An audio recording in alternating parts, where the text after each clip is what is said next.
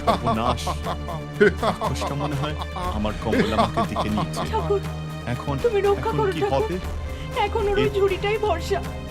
তুমি রক্ষা করো হ্যাঁ, ঠাকুর, তুমি রক্ষা করো। তুমি আমার কমলামাকে বাঁচিয়ে দিও।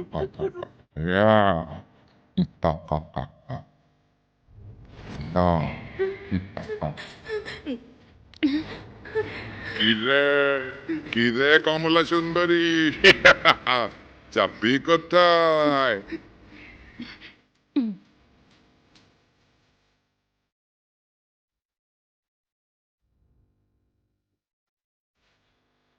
উমা, ভগবানের দেওয়া প্রথম আশীর্বাদ তো সাগরে পরিণত হলো।